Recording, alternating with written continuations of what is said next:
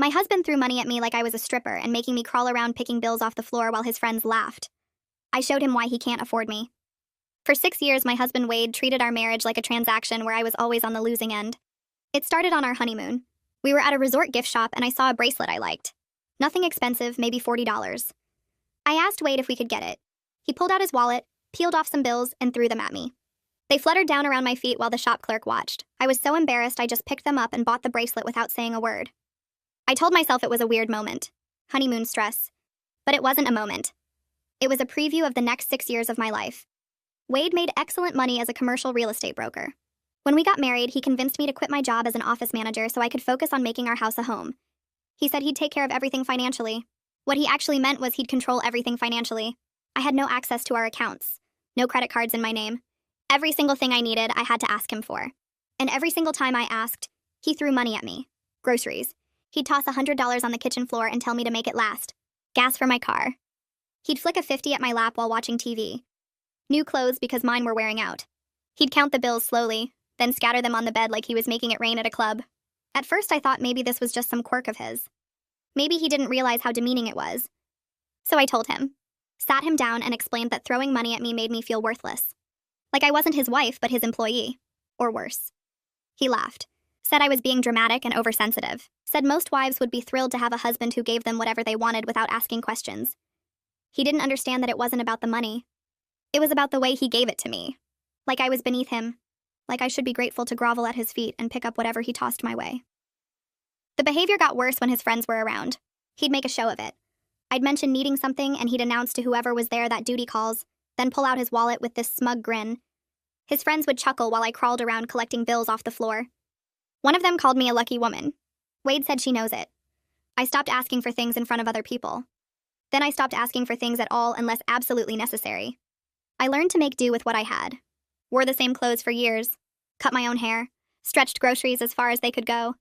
Wade didn't even notice. As long as the house was clean and dinner was ready, and I looked presentable at his work events, he didn't care what I needed. 3 years ago, I secretly started taking online courses at night. Accounting and bookkeeping. Wade went to bed early and slept like the dead, so he never knew I was up until 2 in the morning studying. I got certified. Then I started taking on small freelance clients. Just a few hours a week at first, working from my laptop while Wade was at the office. I opened my own bank account at a different bank across town. Every dollar I earned went straight into it. Wade had no idea. He thought I spent my days cleaning, cooking, and waiting for him to come home. The account grew slowly but steadily.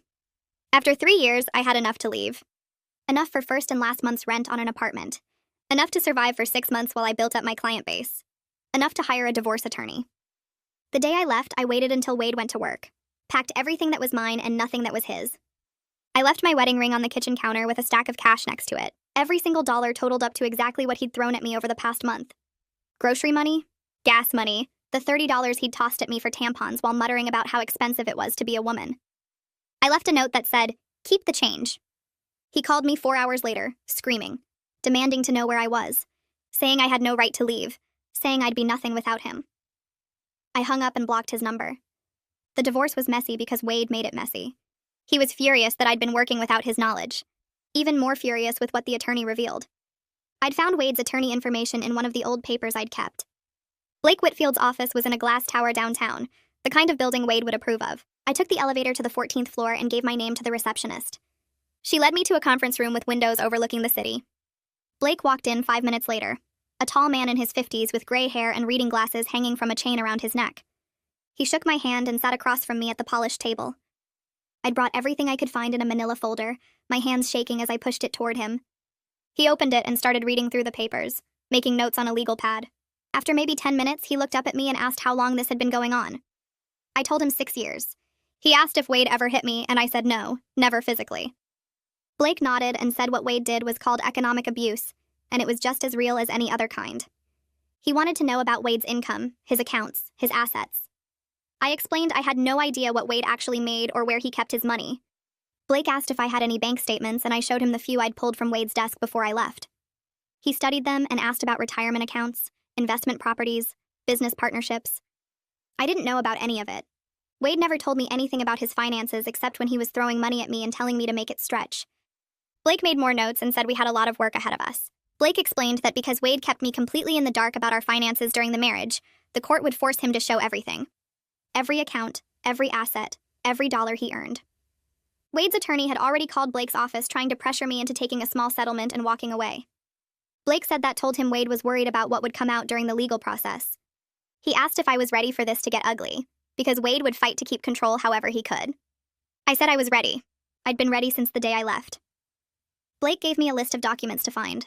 Anything with Wade's name or signature that might show money or property I didn't know about.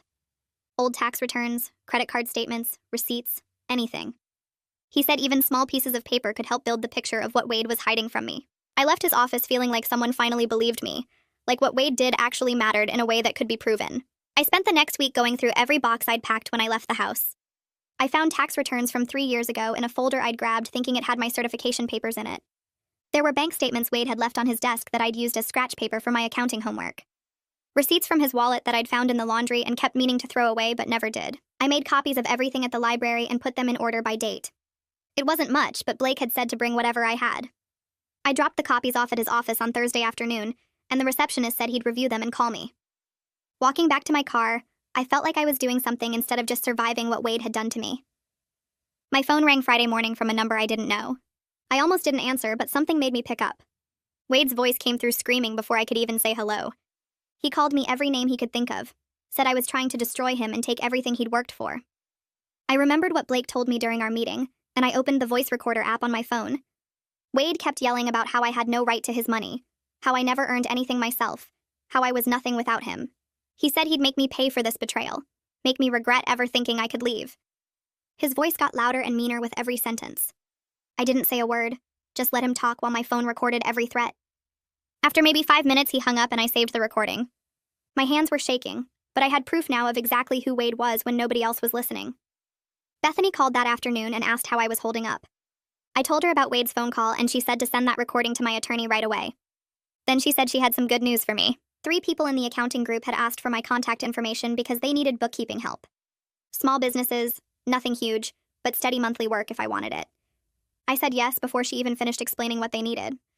Bethany laughed and said word was getting around that I was reliable and didn't charge an arm and a leg like the big firms. My little freelance business was growing without me even trying to advertise. I thanked her and promised to send her something nice once I got paid. She said just keep being good at what I do and send more clients her way when I got too busy. The divorce papers arrived in my mailbox on Monday. Official court documents with Wade's attorney's name at the top. I read through them sitting on my apartment floor, my stomach turning with every page. Wade was demanding I return to the marital home immediately. He claimed I abandoned the marriage without cause or warning. He said I had no grounds for divorce and was trying to steal his property. The papers asked the court to order me back to the house and deny me any spousal support or division of assets. I called Blake and read him the whole thing over the phone. He said this was typical, just Wade's attorney trying to scare me into giving up.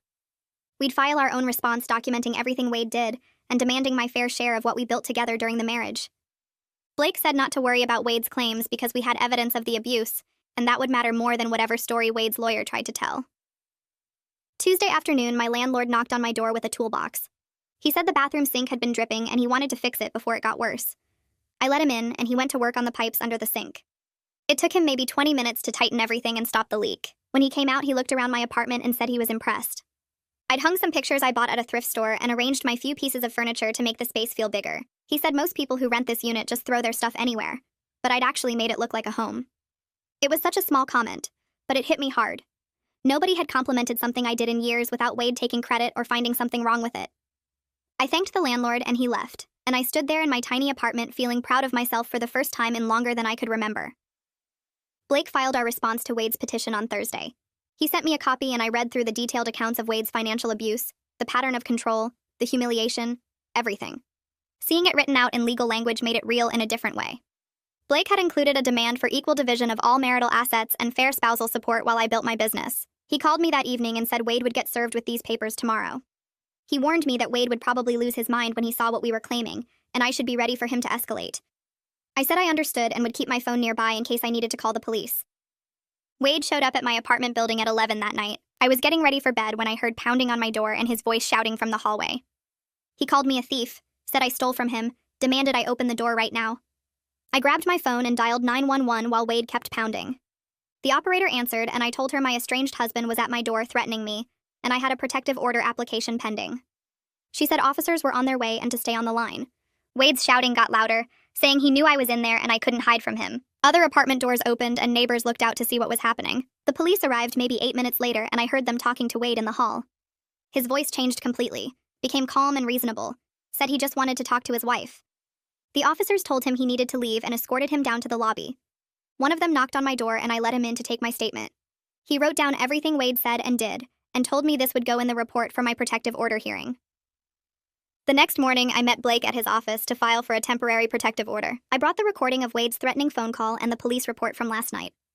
Blake listened to the recording twice and said combined with Wade showing up at my apartment, we had solid grounds for the judge to grant protection.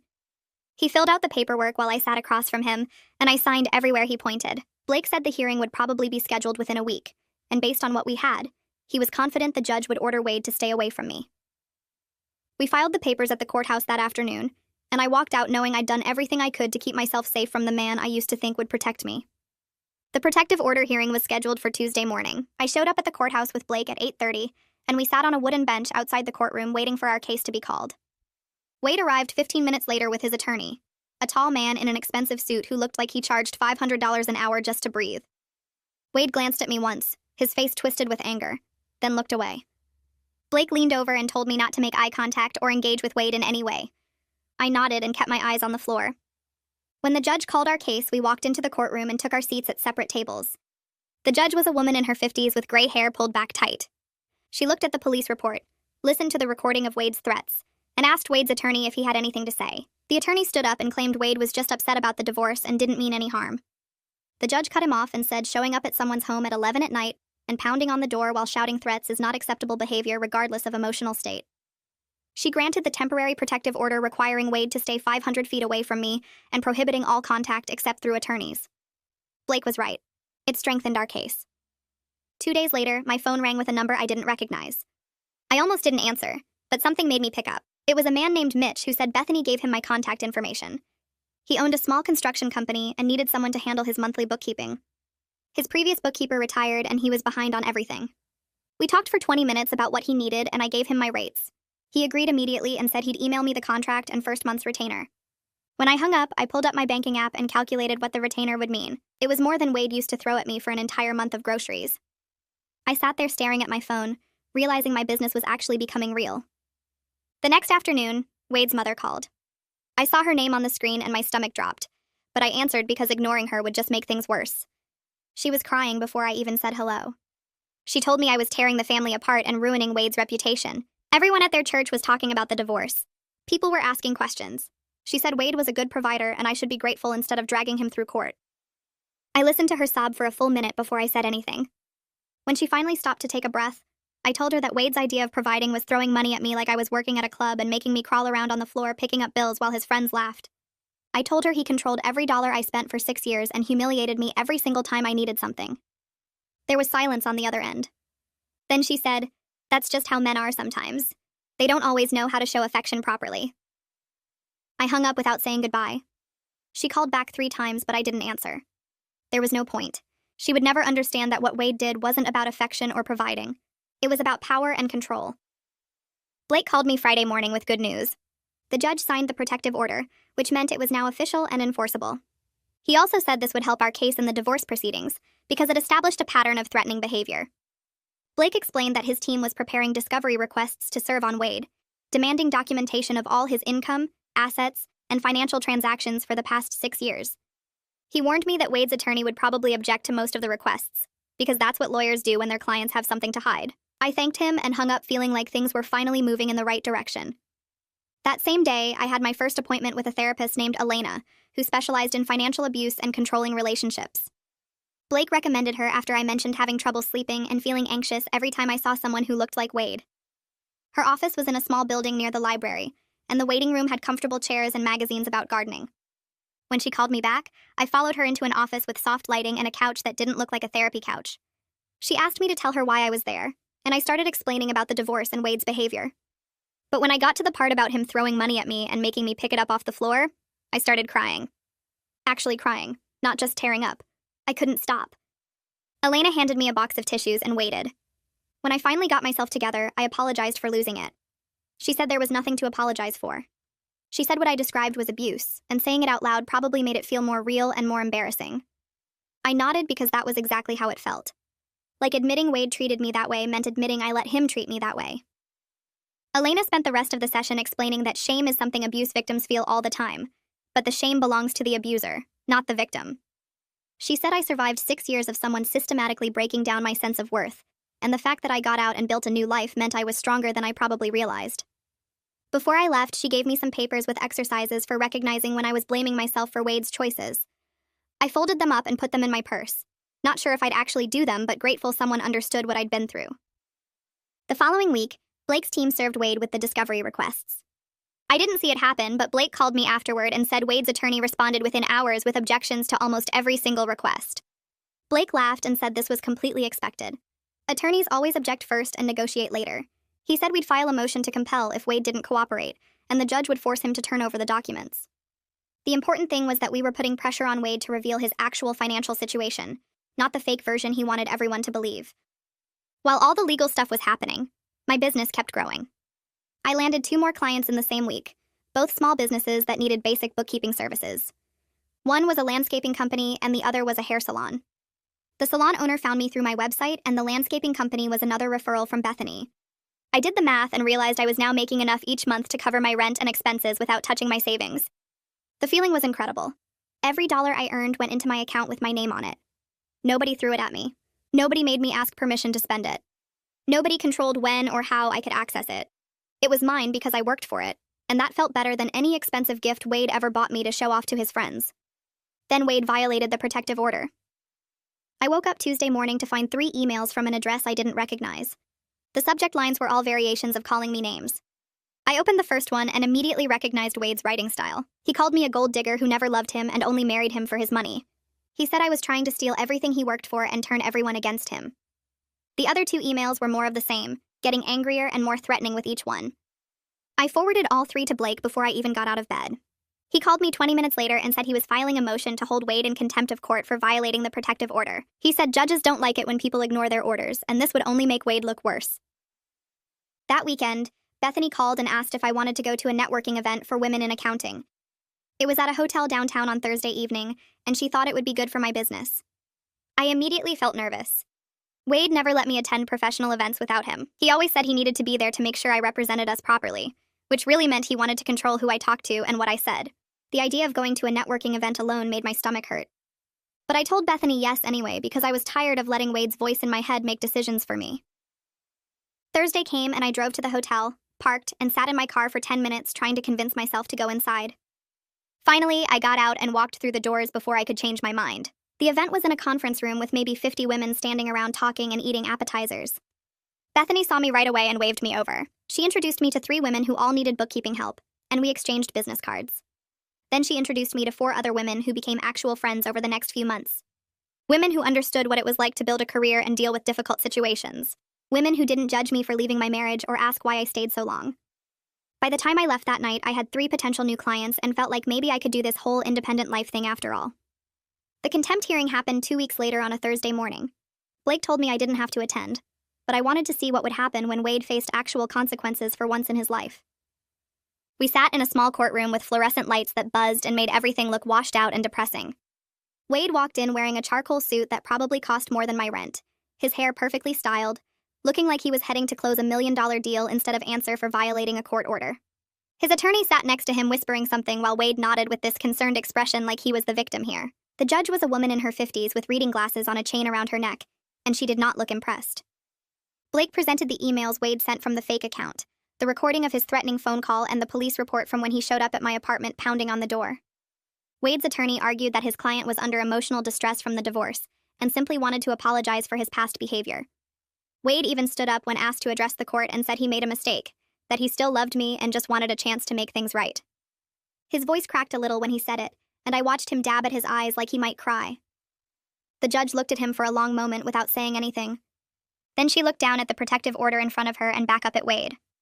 She told him that emotional distress was not an excuse for violating a court order, that the order existed precisely because of his pattern of controlling and threatening behavior, and that his claim of wanting to apologize rang hollow given the content of his messages.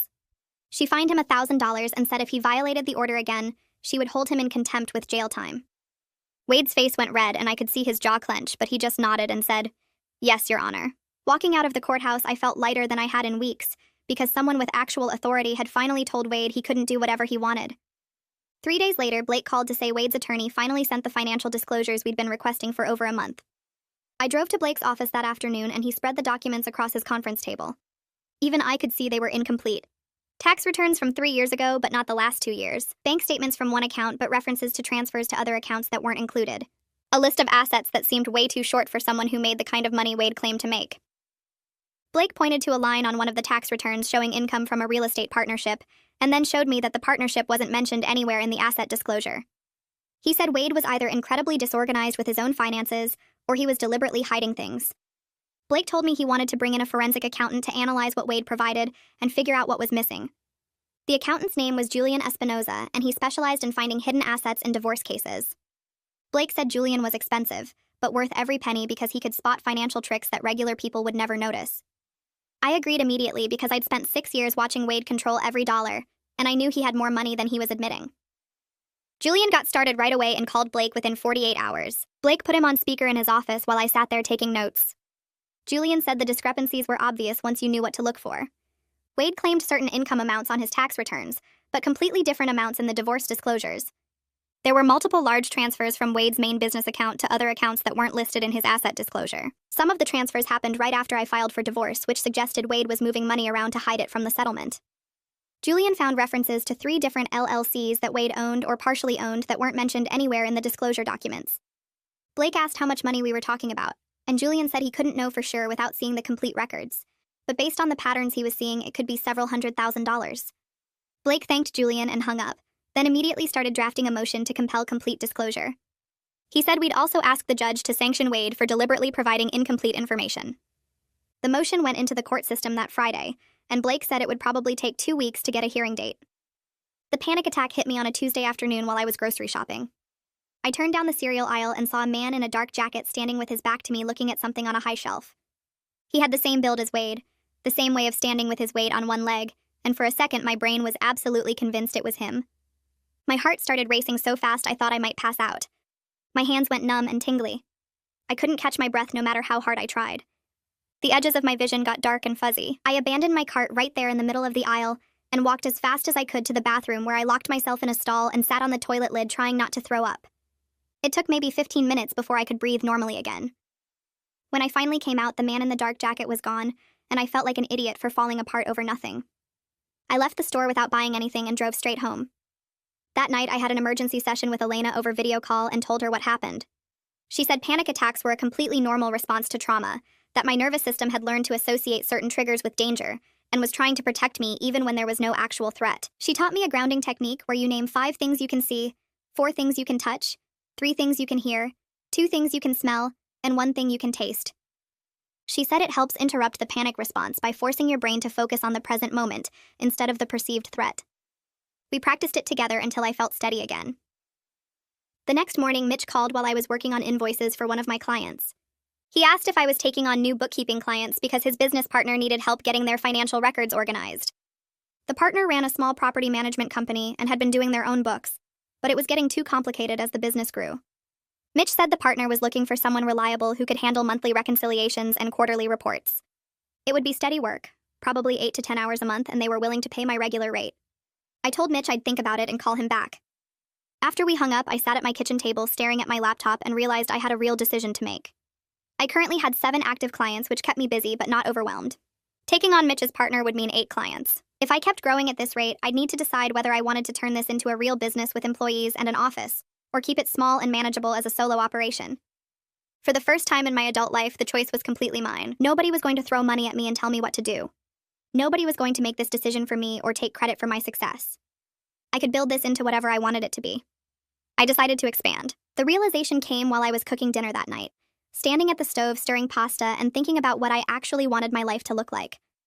I wanted financial security that came from my own work, not from depending on someone else. I wanted to help other small business owners the way my clients had helped me by trusting me with their finances. I wanted to prove to myself that I could build something meaningful. The next day, I started researching how to register an LLC. The process was more complicated than I expected, with articles of organization and operating agreements and registered agent requirements. I spent 3 days reading everything I could find and making sure I understood each step. Finally, I sat down at my computer with all the forms pulled up and started filling them out. Business name, business purpose, registered address. Every blank I filled in was just my information. My name, my choices, my business. No mention of Wade anywhere. No asking his permission or getting his approval.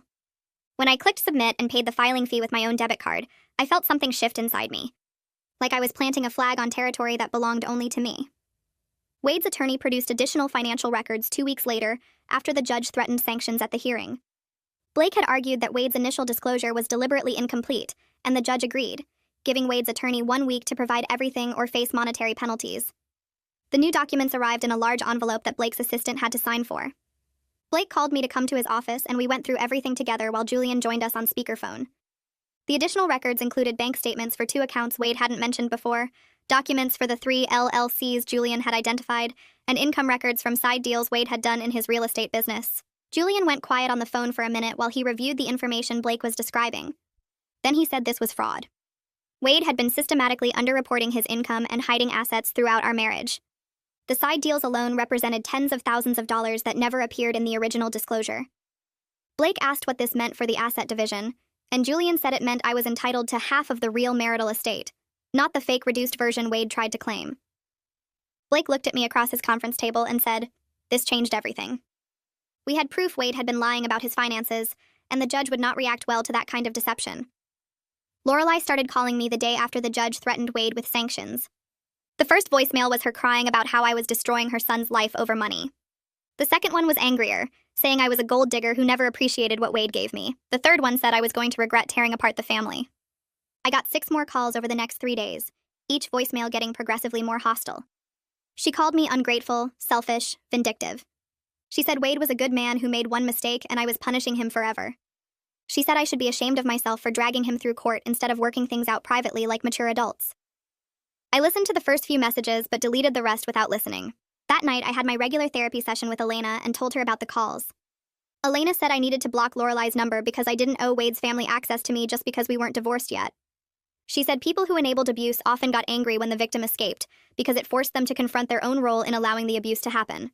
I blocked Lorelai's number as soon as I got home from therapy and felt guilty about it for maybe an hour before the relief set in.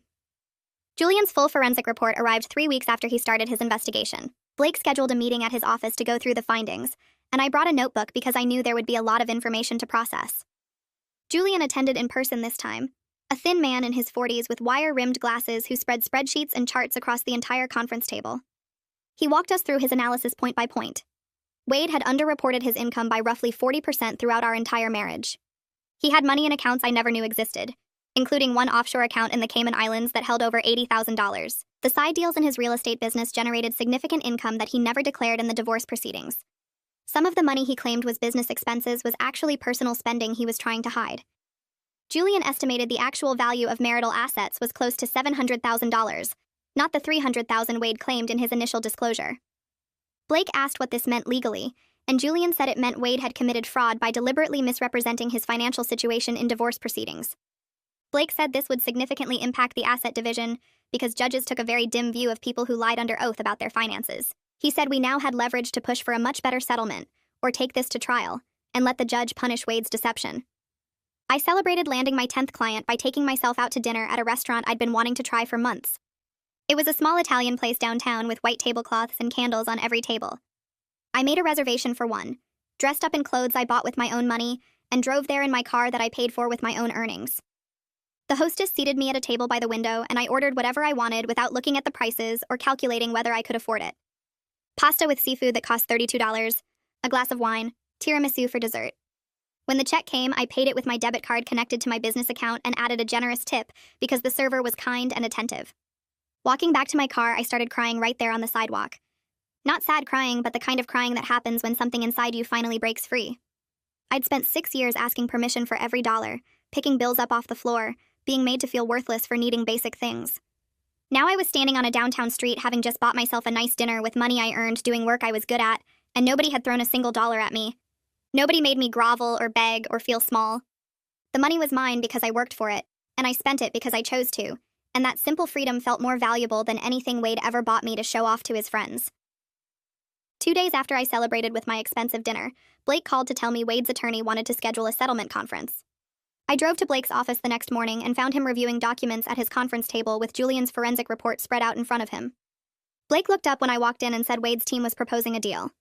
I sat down across from him and waited while he pulled out a single-page document. Blake slid it across the table and I read through the offer. Wade would pay me $50,000 as a one-time payment, and I would sign away all claims to his business assets, his retirement accounts, and any future spousal support. Blake tapped the paper with his pen and told me this was insulting given that Julian's investigation showed Wade had hidden over $300,000 in assets that should be split between us. I asked Blake what he thought I should do, and he said we needed to counter with something that reflected what I was actually entitled to under the law. I told Blake to reject the offer, and he nodded like he expected that answer. Blake spent the next hour drafting our counter-demand.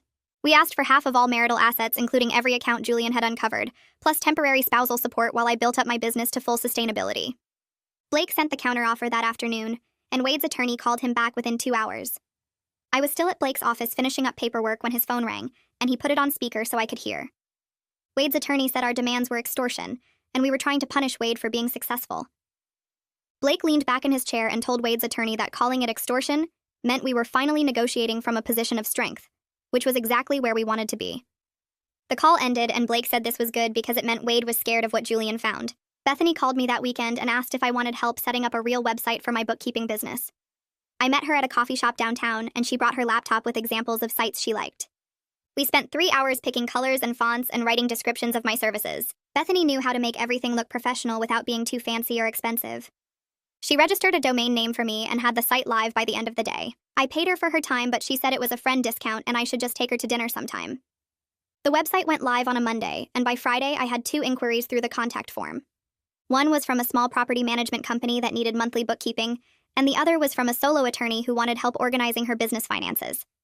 I responded to both emails the same day and scheduled calls with them for the following week. Both of them hired me after our conversations, and suddenly I had 12 clients instead of 10. I was starting to see that I could actually support myself long-term doing this work I was good at. The money was real, and it kept coming in, and nobody could take it away from me or throw it at my feet. 3 weeks after Blake sent our counter-demand, I received a notice that the court was ordering mediation before we could proceed to trial. I called Blake from my apartment and asked what this meant. He explained that the judge wanted us to try settling the case with a neutral mediator before taking up court time with a trial. Blake said this was standard procedure, but it meant I would have to be in the same room as Wade, even with the mediator and attorneys present. I felt my stomach drop because I had not seen Wade in person since the day I left. Blake asked if I was okay with attending mediation, and I told him I did not have a choice if the court ordered it. He said I could request that we do it virtually, but that sometimes made negotiations harder because people could not read body language as well.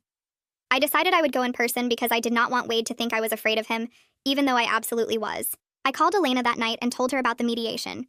She scheduled 3 extra sessions with me over the next 2 weeks to prepare for staying calm and advocating for myself when Wade was in the room. Elena taught me breathing exercises and grounding techniques, and we practiced what I would say if Wade tried to talk to me directly. She reminded me that the mediator would control the room and Blake would be right next to me the entire time. I practiced the breathing exercises every morning and every night until the mediation date arrived. The mediation took place in a conference room at a neutral office building downtown. I arrived 15 minutes early with Blake, and we waited in the lobby until the mediator was ready. Wade showed up 10 minutes later with his attorney, and I watched them walk past us without making eye contact. The mediator called us into the conference room and assigned us to opposite sides of a long table. Wade sat across from me looking smug and confident like he thought this was going to be easy. The mediator introduced herself and explained the ground rules, and then asked Blake to present our position first. Blake walked through Julian's forensic report page by page, showing the mediator every hidden account and every instance where Wade underreported his income. I watched Wade's face while Blake talked and saw his expression change from smug to worried to angry. The mediator asked Wade's attorney to respond, and he tried to claim that some of the accounts were business assets that should not be included in the marital estate. Blake immediately countered with documentation showing that Wade opened most of those accounts during our marriage using marital funds. Wade's attorney asked for a break, and the mediator gave us 15 minutes. Blake and I went to a smaller room down the hall, and he told me this was going well, because Wade was realizing he could not charm or intimidate his way out of the evidence. When we returned to the conference room, Wade's attorney presented a new settlement offer. Wade would pay me $100,000 plus limited spousal support for 1 year. Blake looked at the numbers and then looked at me, and I shook my head. Blake told the mediator that this was still far less than half of what Wade actually had, and we were rejecting the offer. Wade's attorney requested another break, and I heard Wade shouting at him through the conference room walls. His voice carried down the hallway, and I caught words like ridiculous and greedy and ungrateful. Blake touched my arm and told me to ignore it because Wade was losing control, and that meant we had leverage. The mediator came back and said Wade's attorney needed more time to consult with his client. We waited for another 30 minutes before they returned to the conference room. Wade looked furious and would not make eye contact with anyone. His attorney said they were not prepared to offer anything higher, and we should proceed to trial if we could not agree. The mediator tried to find middle ground, but Blake said we were not negotiating against ourselves, and Wade needed to make a serious offer that reflected reality. The mediation ended without agreement after 6 hours of back and forth. Blake walked me to my car and said this meant we were headed for trial.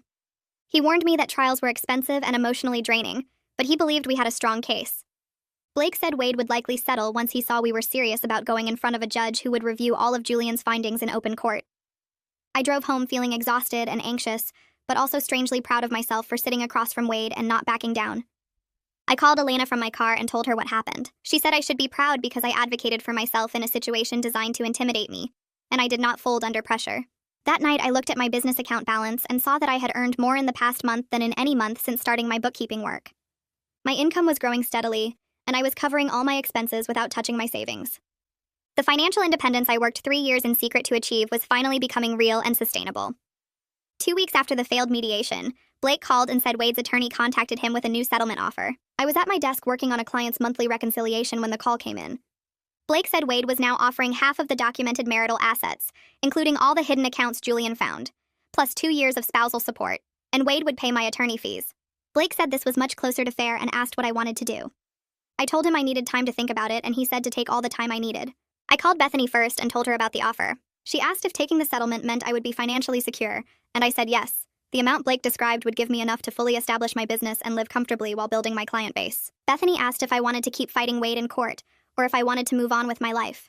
I did not have an answer right away. I called Elena next and she asked me what my gut was telling me. I said my gut wanted this to be over, but I was also angry that Wade was not going to face public consequences for hiding all that money. Elena reminded me that my goal was freedom, not revenge, and I needed to decide which mattered more. I spent 2 days thinking about the settlement offer. I made lists of pros and cons. I calculated my projected business income for the next year. I imagined what it would feel like to accept the money and be done with Wade forever. I also imagined what it would feel like to go to trial and watch Wade squirm while a judge reviewed his fraud in open court. Both scenarios had appeal, but only one of them let me move forward immediately. Taking the settlement meant ending this now and moving forward with my life. Going to trial meant months more of Wade being present in my thoughts and my schedule and my stress levels. I realized that my freedom was worth more than punishing him. I called Blake on the 3rd day and told him I wanted to accept the settlement. Blake said he would negotiate a few final details to make sure everything was airtight, and then we would sign the agreement. I felt relief wash over me as soon as I made the decision. The fight was almost over, and I was going to walk away with enough money to never depend on anyone again. Blake called me the next day with Wade's counteroffer. 3 years of spousal support instead of 2, and Wade would refinance the house within 90 days to buy out my half of the equity. I sat at my kitchen table while Blake explained that Wade's attorney made it clear this was the final offer. Wade wanted this settled fast because the longer it dragged out, the more chance someone in his business circles would hear about the hidden accounts and the fraud Julian uncovered. Blake asked if I could live with these terms. I said yes before he even finished the question. The extra year of support meant more security while I built my business, and getting my equity in cash instead of forcing a house sale meant I wouldn't have to deal with real estate agents and open houses and Wade trying to sabotage the process.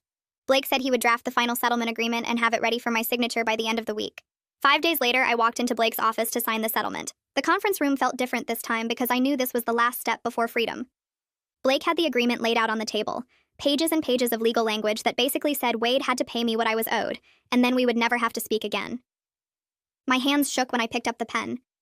Not because I was scared or uncertain, but because I was about to sign away 6 years of my life and replace them with a future I built myself.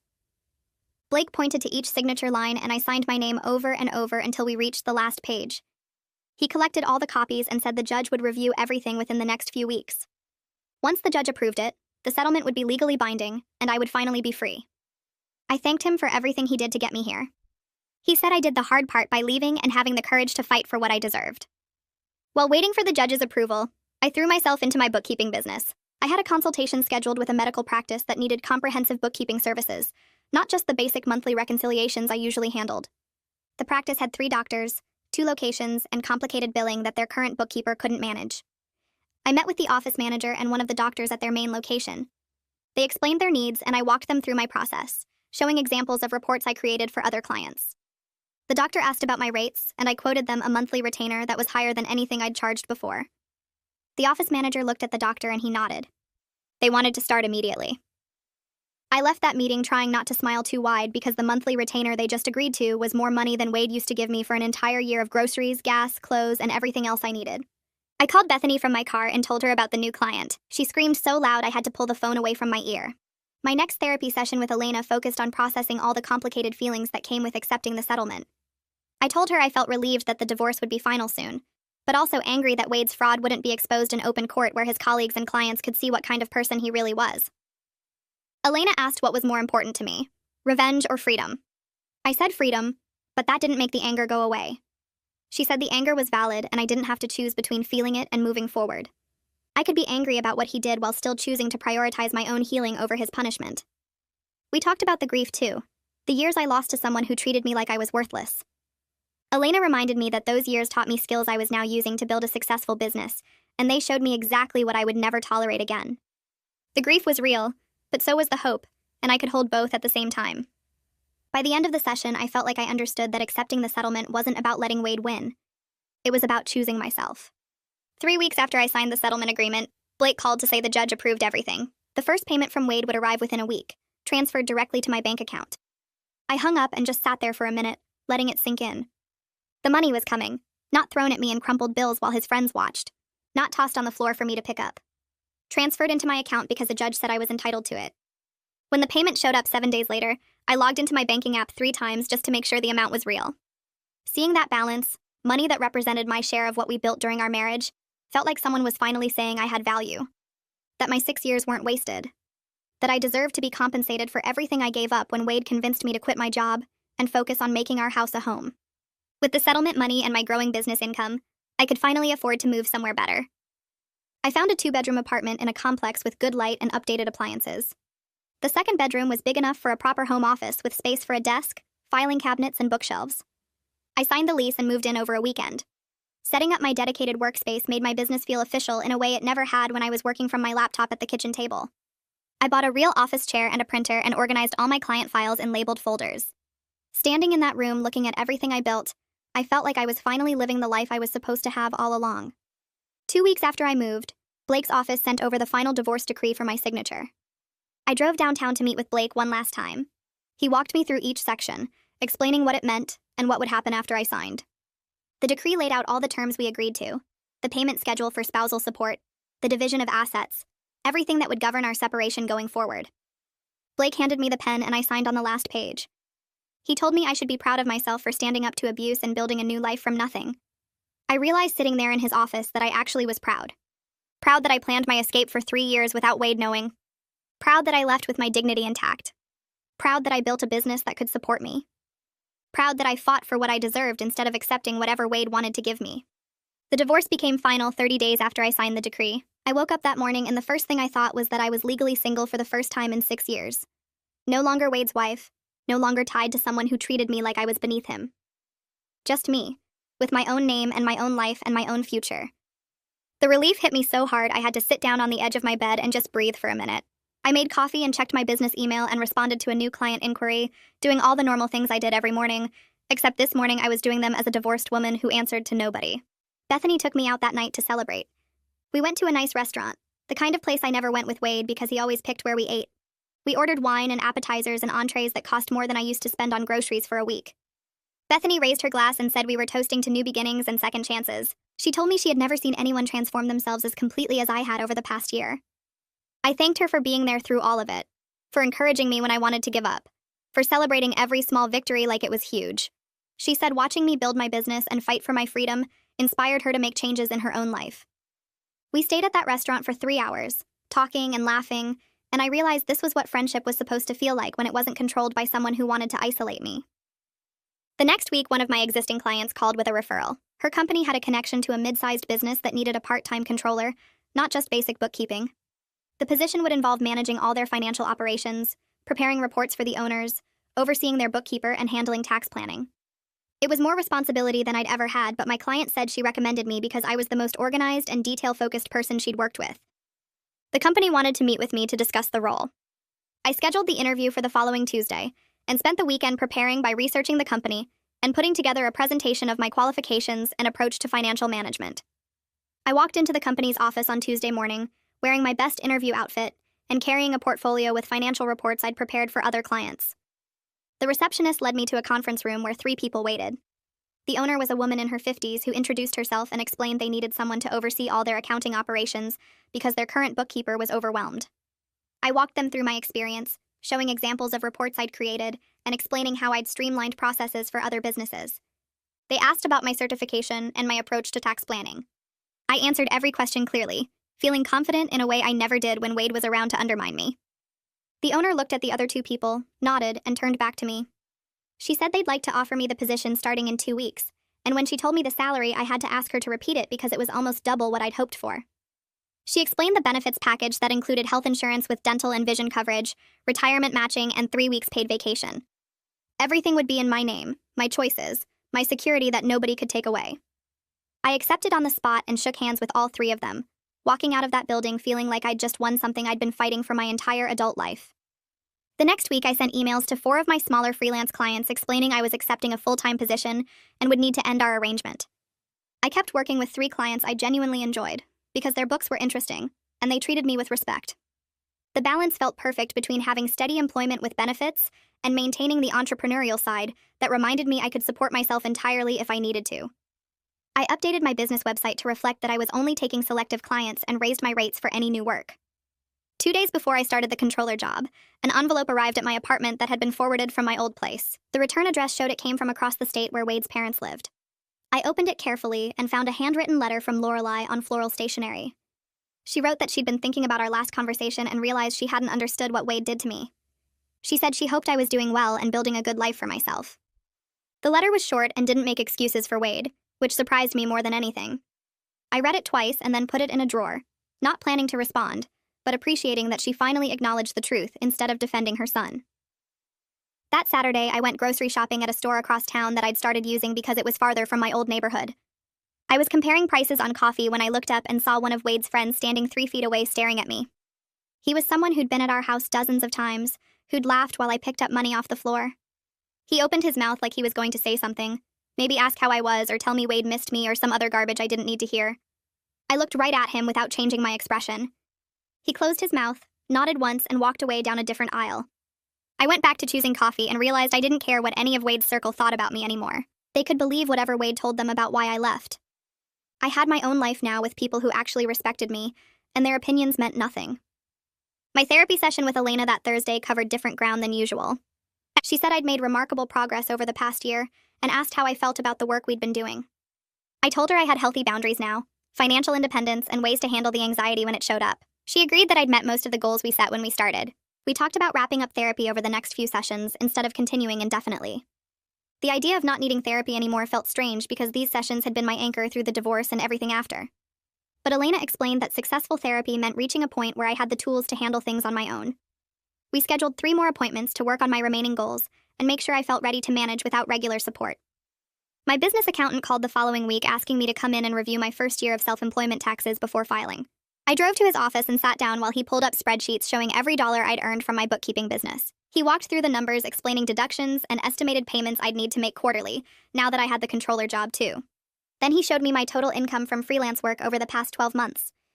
The number shocked me so much I asked him to show me how he calculated it.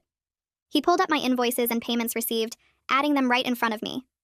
I'd earned more from my bookkeeping business than I ever knew Wade made in a year from his commercial real estate work. The money I earned myself, that nobody could take away or throw at me like I should be grateful for scraps. I signed the tax forms and drove home thinking about how I'd built something real while Wade thought I was just sitting around waiting for him. 3 weeks into my controller job, I registered for a conference for accounting professionals downtown. The 2-day event had workshops on new tax regulations and software demonstrations and networking sessions. I'd never been to anything like it, because Wade controlled who I talked to and how long I stayed anywhere. I showed up the first morning and attended sessions on financial reporting and audit preparation. During lunch, I sat with 3 other women who ran their own bookkeeping businesses, and we talked about client management and pricing strategies. One of them asked for my business card after I explained how I structured my services. Two more people asked for cards during the afternoon networking session. I handed them out feeling confident and capable, like I belonged in these professional spaces.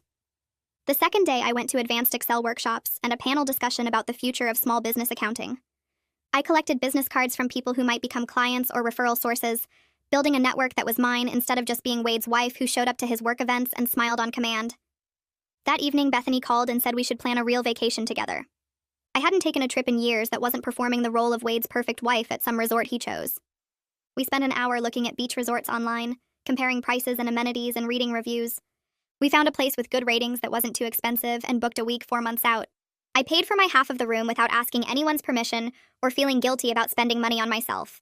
Bethany said this would be my celebration trip for everything I'd accomplished in the past year. We made lists of things we wanted to do and restaurants we wanted to try, planning the whole week without anyone telling us what we should do or where we should go. 4 months later, we flew to the coast and checked into the resort. We spent the first day on the beach reading books and swimming in the ocean. The second day, we rented bikes and rode along the waterfront. On the third day, we were having lunch at an outdoor cafe when someone at the next table raised their hand to call the server over. I didn't flinch. I noticed it immediately because for years I'd tensed up whenever anyone made sudden movements with their hands, always expecting Wade to throw something at me. But I just kept eating my sandwich without any reaction at all. That evening, we went shopping in the resort town, and I looked at jewelry and clothes without calculating the cost of everything or waiting for someone to make me grovel for what I wanted. We had dinner at an expensive restaurant, and I ordered what sounded good instead of choosing the cheapest thing on the menu. Walking back to the resort that night, I realized the healing had happened. So gradually, I didn't notice it was working, until I saw how different I felt from the person who used to pick up bills off the floor while Wade's friends laughed. 6 months after I started the controller job, my boss called me into her office. She said the company was growing faster than expected, and they needed someone to take on expanded responsibilities. She offered me a promotion to senior controller with a significant raise and oversight of 2 new staff members they were hiring.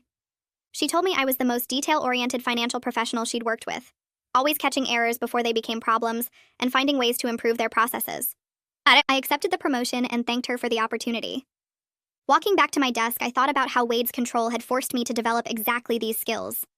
I'd learned to track every penny, notice inconsistencies, and manage complex financial situations because I had to survive on whatever Wade decided to give me. The abilities that came from suffering through his abuse were now the foundation of my professional success, and he would hate knowing that his cruelty had made me better at something than he ever was. I spent 2 months researching cars online, comparing prices and reading reviews about reliability and safety ratings. I made spreadsheets tracking maintenance costs and fuel efficiency because I wanted to make the smartest choice possible with my own money. The dealership I chose was small and family-owned, not one of those high-pressure places where salespeople follow you around. I test drove 3 different models before deciding on a silver sedan that was 3 years old but had low mileage and a clean inspection report. The finance manager walked me through the paperwork, and when I signed my name on the loan documents, I noticed my hand wasn't shaking at all. This was my credit, my choice, my responsibility, and nobody could take it away or throw the keys at me like I should be grateful.